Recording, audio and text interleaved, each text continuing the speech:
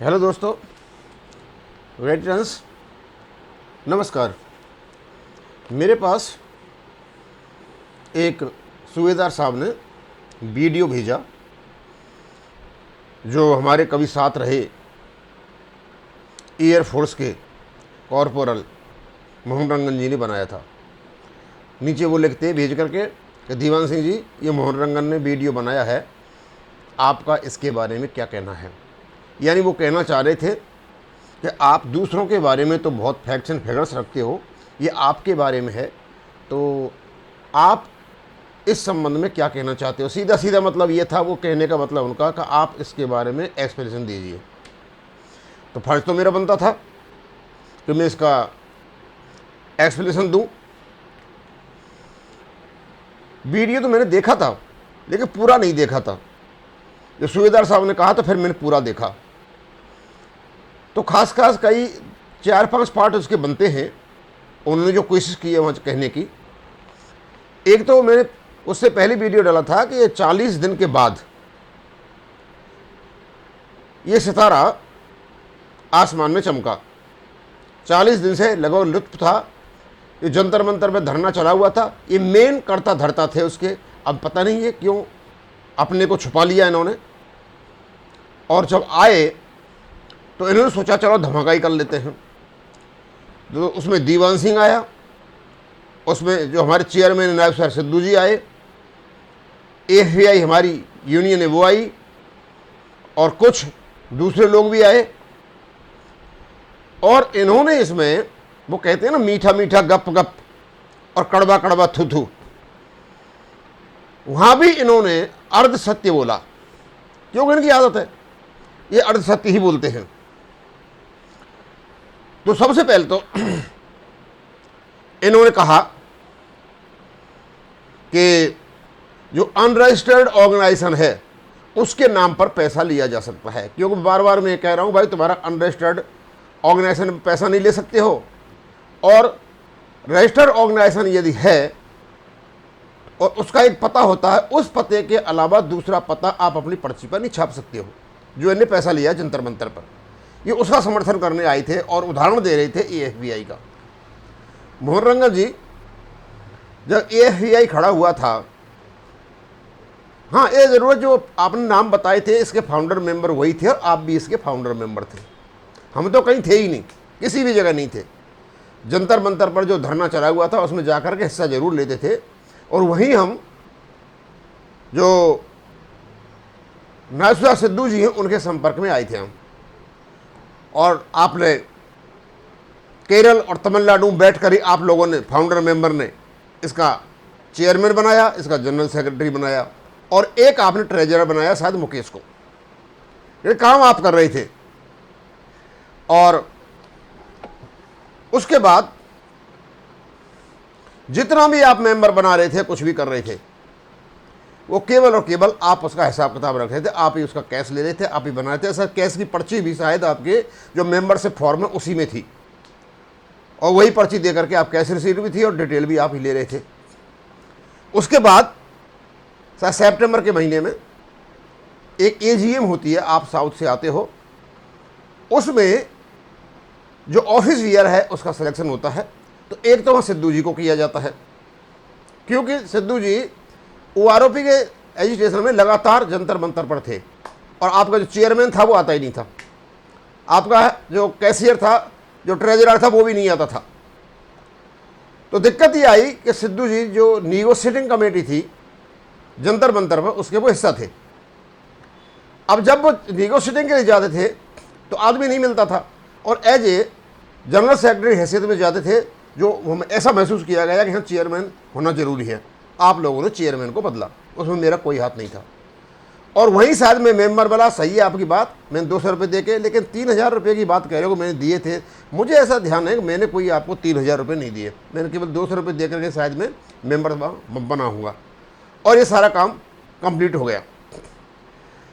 जब तक हमारा ऑफिस ईयर का सिलेक्शन हुआ था, तब तक उससे पहले जितने भी मेंबर बने थे उस सब का पैसा आपके पास था। और मैं केवल जब इसका जनरल ट्रेजरर बना, जब इसका अकाउंट करूर ब्याज बैंक में खुल गया था, एक भी पैसा मैंने किसी से नहीं लिया, ना रजिस्टर्ड पते पे लिया और ना अनरजिस्टर्ड पते पे लिया, और ना मैंने कोई रजिस्टर मेंटेन किया। जब सारा काम हो गया उसके बाद आपने मुझे केवल एक रजिस्टर थमा दिया जिसमें कुछ नाम लिखे हुए थे। उसके बावजूद भी आप ही काम कर रहे थे, आप ही कह रहे थे मैं ही मेंबर बनाऊंगा, आप ही रसीद दे रहे थे और पैसा अकाउंट में आना शुरू हो गया। लेकिन चाहे रजिस्टर्ड पर लिया चाहे अनरजिस्टर्ड पर लिया, उसका प्रॉपर हिसाब रखा गया, प्रॉपर हिसाब दिया गया, किसी से छुपाया नहीं गया, बिल्कुल पब्लिक था एकदम। ये सब कुछ ठीक ठाक होने के बाद आपने एक अलग चाल चली जो आपकी आदत है, क्योंकि जहां आपका पैर पड़ता है वहां कुछ न कुछ आप करते हो। आपने एफबीआई के नाम पर ही तमिलनाडु में एक आपकी अलग से एसोसिएशन खड़ी करने की कोशिश की और उसको रजिस्टर कराने की कोशिश की। अब क्योंकि डबल नाम में कोई रजिस्टर हो नहीं सकता, आपकी वो नहीं हो पाई, वो जोबा में हुई।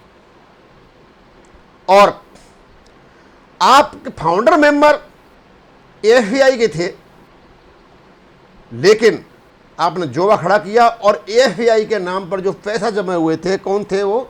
वकील मौली साहब थे कोई, उनके पास आपने एफबीआई के 8,000 रुपये रुकवा दिए, ये कह करके वहां नहीं भेजना है।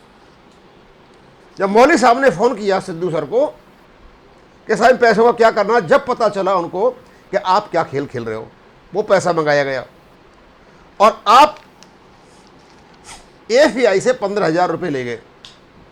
उन 15,000 रुपयों को आपने हिसाब किताब दिया रिएम्बर्समेंट के लिए, जिसमें आप 2-2 रुपये के टिकट थे बस के, और कुछ ऐसे टिकट भी थे जो आपने बिना टिकट की यात्रा की, उसको आप एम्बर्समेंट कराना चाहते और यहां से आपकी लड़ाई हो गई। आप चाहते थे कि दिल्ली में कोई आदमी बैठा रहे, यहां हमारा पपेट बन के रहे और हम सारा खेल खेलता रहे। वो आप खेल नहीं खेल पाए और धीरे धीरे ये दूरियां बढ़ती गई। आपसे आपके ही लोगों ने, जो फाउंडर मेंबर थे, उन्होंने ही आपसे रिजिग्नेशन लिया और आपका 15,000 रुपये का भी जो आपने बिल दिए थे वो रिएम्बर्समेंट भी नहीं हो पाया, क्योंकि वो बिल प्रॉपर नहीं थे। सोसाइटी एक्ट में हर चीज़ को प्रॉपर करना होता है और आपसे 15,000 रुपये भी वापस जमा कराए गए थे। आप चाहते थे उनको मारना, क्योंकि आपकी आदत है, पैसा मारना आपकी आदत है। अब सवाल ये उठ करके आता है मोहन रंजन जी कि आपने किस लिए ये वीडियो बनाया और किस लिए नहीं बनाया मुझे पता नहीं।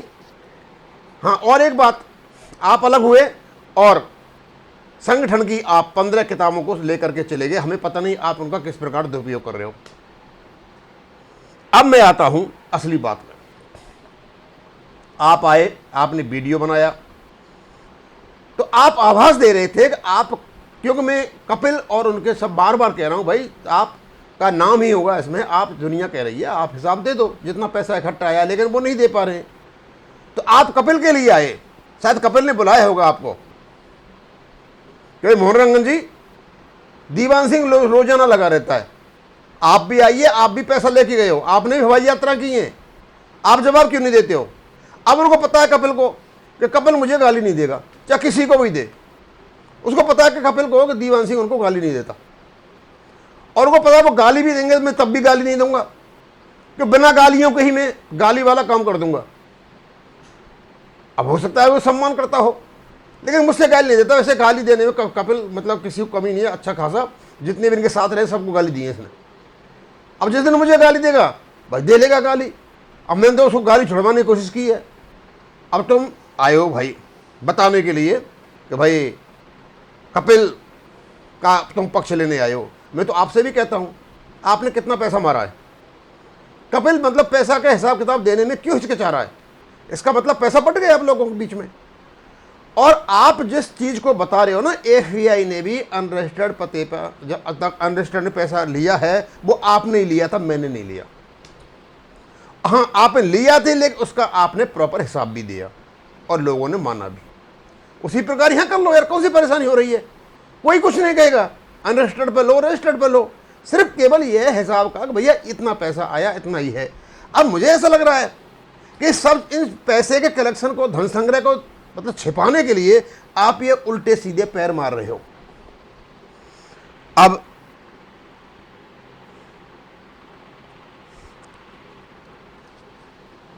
आपकी जो झूठ बताता हूं अब मैं, कि पहली बात तो मैंने एक पैसा भी, और आज तक भी जब तक बैंक में अकाउंट है, मैंने एक चेक पर भी सिग्नेचर नहीं किए, या तो जनरल सेक्रेटरी ने किए या चेयरमैन ने किए। और पैसा भी अब निकलता है तो केवल सिद्धू साहब ऑनलाइन निकालते हैं, केवल वहाँ से परमिशन ली जाती है, भैया पैसा निकाले या नहीं निकाले। सारा पैसा अकाउंट में आता, हमारे पास तो एक पैसा भी नहीं आया अब तक।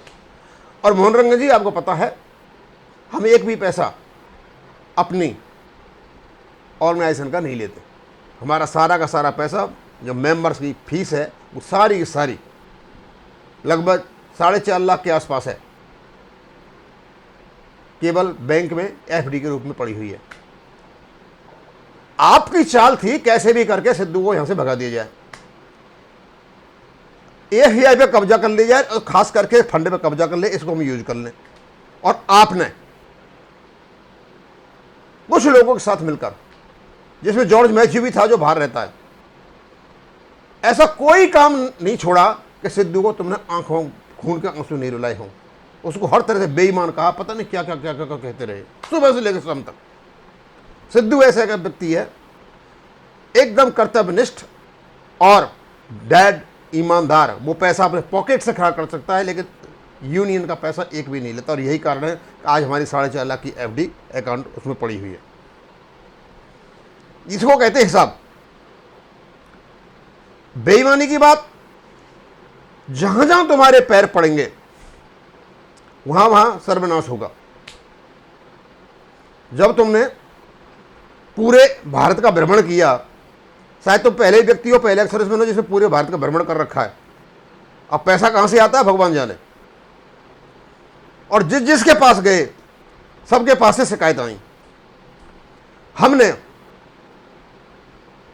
इस साहब का वालों को भी कहा था, कपिल को,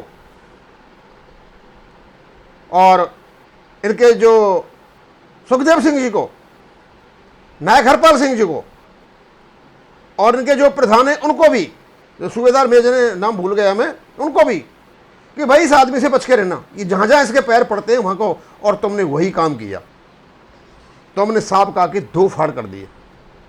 एक अच्छा खासा संगठन था ये, इसके 2 फाड़ कर करके तुम आराम से जाकर के 40 दिन वहां पर बैठ गए। झूठे इतने हो तुम कि बहुत ही ईमानदार व्यक्ति, जो मतलब कर्मठ व्यक्ति है, रेस्पॉन्सिबल है, उसको आपने कहा, नाम नहीं बताऊंगा, कि आप वॉइस ऑफ सर्विस के सदस्य थे। आप वीर बहादुर सिंह जी मिले थे कोई समस्या को लेकर के, आपसे वीर बहादुर ने 10,000 रुपये मांगे थे, आपने नहीं दिए। ये बात कह करके आप उस आदमी से मिले थे, जबकि आप ना तो उसके संगठन के सदस्य थे और ना वीर बहादुर सिंह आप मिले थे। नंबर बन के झूठे हो तुम। झूठ बोलना ही तुम्हारे फितरत में है। और आपके बारे में साउथ के लोग क्या क्या कहते हैं, मैं उनको बताना नहीं चाहता।